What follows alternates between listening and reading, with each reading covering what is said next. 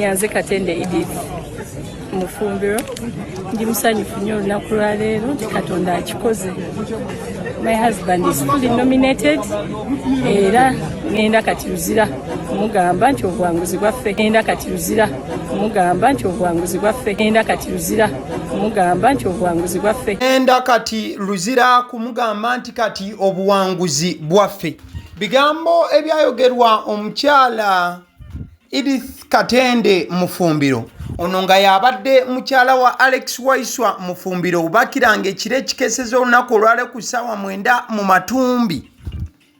Yavudde mu bulamu obw'ensi eno. Wabula omukyala ono buli kadde kaabadde ng'afunayo ng'alinamuko ku maanyi oba olungubanguba ng'ayitako mu Kkomera n'akebera ku bbaawe. In fact ekifaananyi ekyo ky'olaba kyakubirwa ng'ennaku z'omwezi 11 Septemba omwaka 2025. Njagala okujjukiza nti Alex Waiswa Mufumbiro yakwatibwa ng'ennaku z'omwezi 8 Septemba.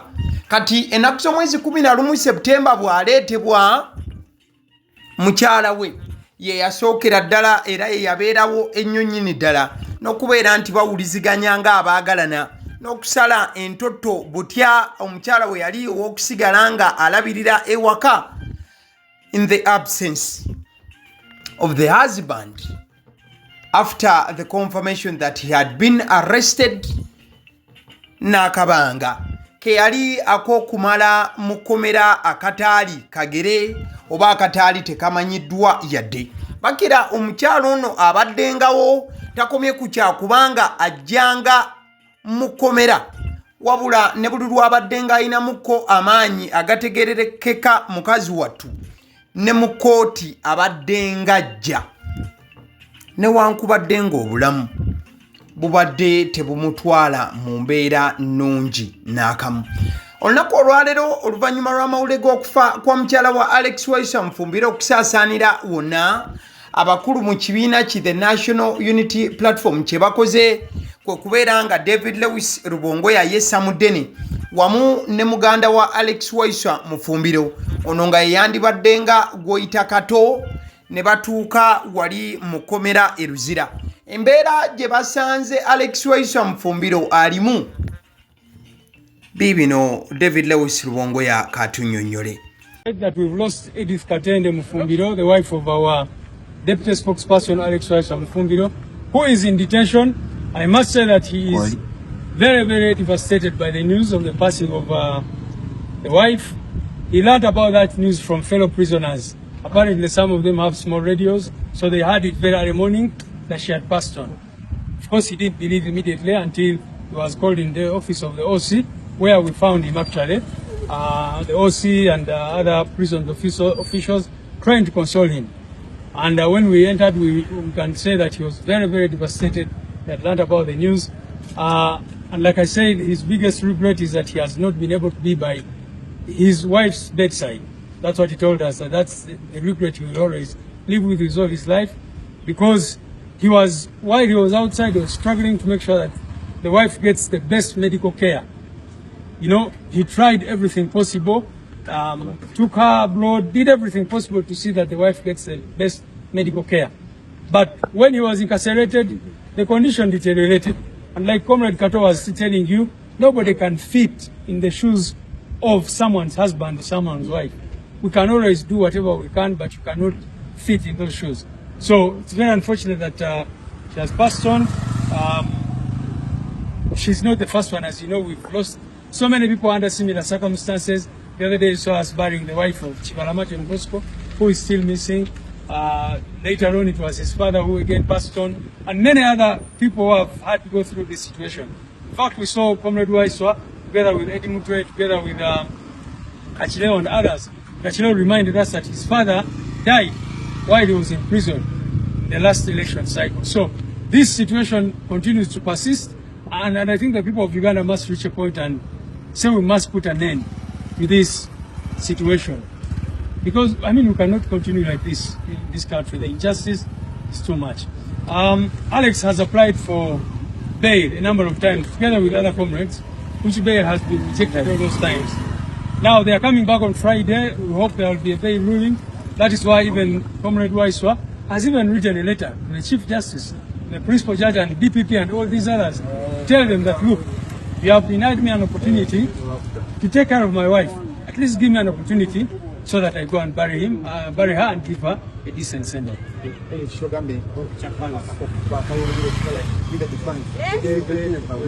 Yeah. So you all know that treating cancer in Uganda is extremely expensive. Bigambo bya Alex Waiswa Mufumbiro wabulanga abitise omukulu David Lewis Rubongoya. David Lewis Rubongoya mukunyonyola embeera mwe basanze Alex Waiswa Mufumbiro wali mu Kkomera agamba bamusanze nga yennyise nnyonnyonnyo omutima era nga yaguddewo ekigonese kugwa yenna. Kigambibwa nti Alex Waiswa Mufumbiro okumanya amawulire g'okufa kwa mukyala we Alex Waiswa Mufumbiro yabiwulidde ku basibe banne olw'ensonga mu Kkomera mulimu abasibe ababeera ne bu radio kati be bawulidde amawulire ku makya ennyo olunaku olwaleero ne bamugamba nti Alex mukyala wo afudde. Wabula Alex Waiswa Mufumbiro teyawuliriza byabano era teyasobodde kubanga abikkiriza nga bw'omanyi omuntu olw'omukwano n'okufaayo kw'obeera olina eri omuntu wo. Wabula wayise eddakiika ntono nnyo mu yafisi ya OC w'Ekkomera oba akulira Ekkomera alitwala mu layini efaananako bw'etyo ku woodi yaabwe essimu gye yavugidde era ne bayita Alex Waiswa Mufumbiro okukwata essimu nga bannange amawulire gaddala mukyala we avudde mu bulamu obw'ensi eno. David Lewis Rubongoya we batuuse mu Kkomera e Luzira bagamba nti Alex Waiswa Mufumbiro mu Kkomera mu ofisi ya OC mwe bamusanze era nga abamu ku basirikale n'abatwala amakomera mu ndeeyo babasanze nga bagezaako kubanga babudabuda Alex Waiswa Mufumbiro n'okubeera nti at least bamukakkanya mu kaseera akazibu ennyo ddala kalimu ak'okubanga yaviiriddwako mukyala we. Wabula he was inconsolable oba inconsolable abo amanyi oluzungu nga we mubitegeera musajja wattu nga tasobola kubanga akkiriza era embeera nga kizibu kya kugitwala. Bagamba nti Alex Waiswa Mufumbiro ekisinga okubanga kimuluma naddala mu kaseera nga kano ke tulimu k'okubeera nti teyasobodde kubeerako ku ludda lwa mukyala we mu nnaku ze ezisembayo ku nsi yadde okubeerako naye ku kitanda nti oba owaaye amujjanjabeko amunywese ku katunda. David Lewis Rubongoya atugambye nti kyekimu ku bintu ebikyasinze okuba nga biruma Alex Waiswa Mufumbiro. Wabula mukadde ke kamu David Lewis Rubongoya agamba nti embeera endala eriwo yeyokubeera nti ono si yasoose okubeera nga abeera mu Kkomera mukyala we n'afa. Bogedde ne kyokubeera nti kibalama gye buvuddeko mukyala we naye yava mu bulamu obw'ensi eno. Akireewo kivumbi akatambyako koolaba ka Bob Wine gye buvuddeko we yali nga ali ne mukyala wa Alex Waiswa Mufumbiro ate era mukadde ke kamu ne Alex Waiswa Mufumbiro olunaku olwo olw'embaga. Bob Wine yali abasanyusaamu era ng'omukyala agenda mu maaso n'okuba nti asanyukamukko ng'obulamu bw'obumanyi. Bana NUP ab'enjawulo bakyavaayo okubanga baweereza obubaka obunyolwa n'okubeera nti bakubagiza Alex Waiswa Mufumbiro olw'embeera enzibu ennyo eyamutuuseko. Ndabyeko Zahara Luyiriko obubaka bwawandiise agambye nti by the time her husband Alex Waiswa Mufumbiro was arrested last year on trumped-up charges, Edith Katende Mufumbiro was on treatment for cancer. Her situation kept deteriorating and the pressures of her husband's detention didn't make things any better. It is sad that Edith is no more. Her death is so painful and that Waiswa continues to be jailed for political reasons. We lost her. Bigambo bya Zahara Luyirika. Agamba nti Alex Waiswa Mufumbiro yakwatibwa omwaka oguwedde ku misango gino. Edith Katende Mufumbiro yali ku treatment ya cancer. Wabula embeera eneeyongera okubanga eyonoonekera ddala olwa pressure y'okubeera nti baawe yali ateereddwa mu nkomyo. Mukadde ke kamu ndabyeko Zambale Blasio Mukasa naye okuva mu kibiina kino ki the National Unity Platform naye ng'ateekawo baka obukubagiza n'okunyolwa wakati mu kaseera akazibu kano. Bana NUP ke bali mu kuyita mwaka okubeera nti Deputy Spokesperson w'ekibiina ki the National Unity Platform Alex Waiswa Mufumbiro yafiiriddwa omukyala. Agamba nti kitalo nnyo ekya Edith Katende Mufumbiro mukyala w'omumyuka w'omwogezi waffe Alex Waiswa Mufumbiro. Buno nno bubadde bubaka obumpimpi obuwandiikiddwa Zambale Blasio Mukazi mu kaseera nga amaziga gakyakulukuta n'ennaku nnyingi ekyabuutikidde banna NUP. Wadde nkyakunnyonnyola wali mukwano gwange nti Alex Waiswa Mufumbiro wakati ng'afiiriddwa omukyala, kijja kujjukirwa nti mukyala wa Kibalama gye buvuddeko akabanga nako si kawanvu nnyo, yava mu bulamu obw'ensi eno n'aleka abaana abato ddala. Ate era mukadde ke kamu ne AGALIWO Kivumbi oyo bwe yali ng'ali mu Kkomera emabegako eri kitaawe yafa n'ava mu bulamu obw'ensi eno.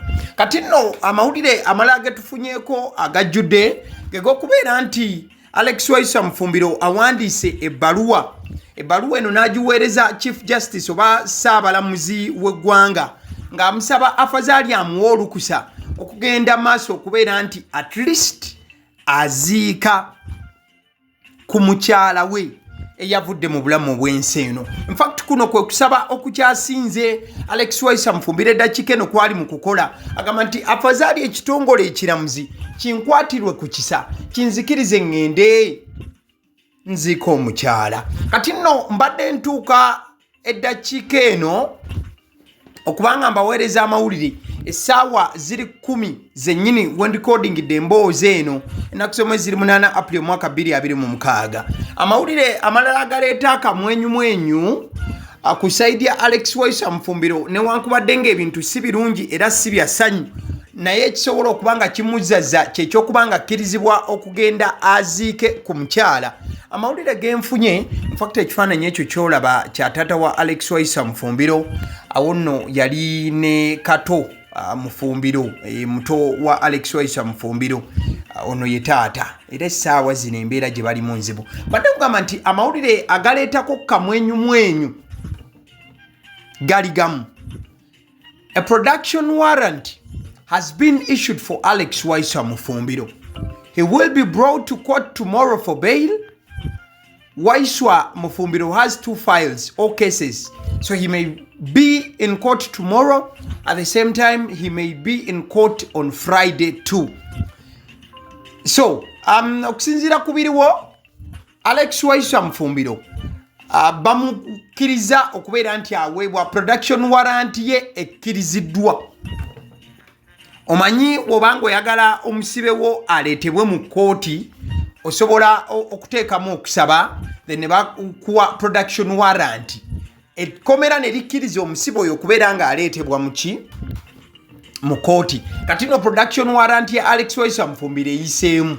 Olunaku olw'enkya olwokuna agenda kuleetebwa mu kooti. Kati engeri gye kiri nti alina emisango 2 ne ku lunaku olwokutaano oyinza okumusuubira era sitiri okumulabako mu kooti, wabula nga zino zennaku ez'okubeera nti bana NUP batandika okuba nga bafuuyirira akanwe ne se kufuuyirira yenna olw'ensonga nti singa aleetebwa omulamuzi n'amugirira ekisa era n'awuliriza okusaba singa ne Ssaabalamuzi ebbaluwa ye agiddamu, basobola okuba nga bamukkiriza afazaali okugenda n'aziika ku mukyala we. Ekirala still nga mmaliriza anfunyeko ku program y'amaziika ga mukyala wa Alex Waiswa Mufumbiro nga bwegenda okubanga etambula, era kambeere nga njikuyitiramu lukwakwayo omukwano gwange kisobole okubanga ate tumaliriza emboozi eno mu line efaananako bwetyo. The tentative burial program for Edith Katende Mufumbiro bagamba nti olunaku olwaleero olwokusatu ng'ennaku z'omwezi 8 April 2026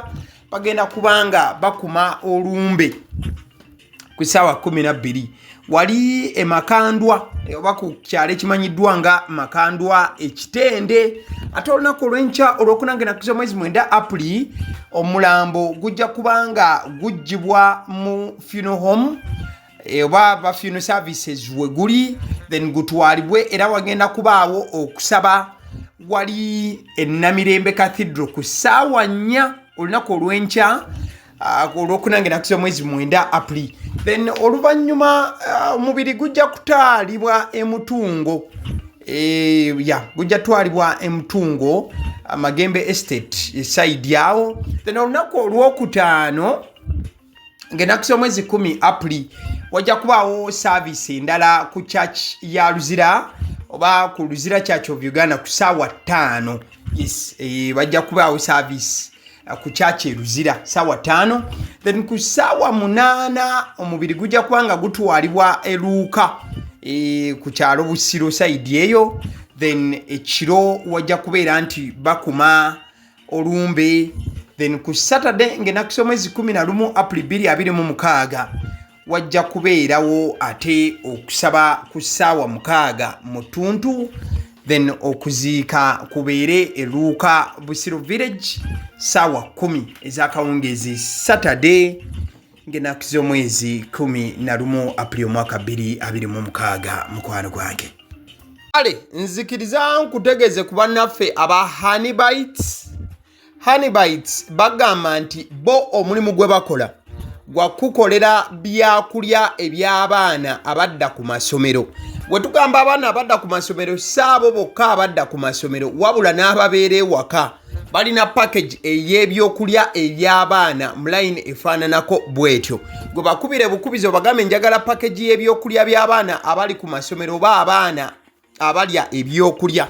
Balina ebyokulya yogera ku daddies, yogera ku binyeebwa, amawogola, yogera ku bagiya, yogera ku cupcakes, yogera ku donuts. Osobola okubafuna ku 0709 78 75 08.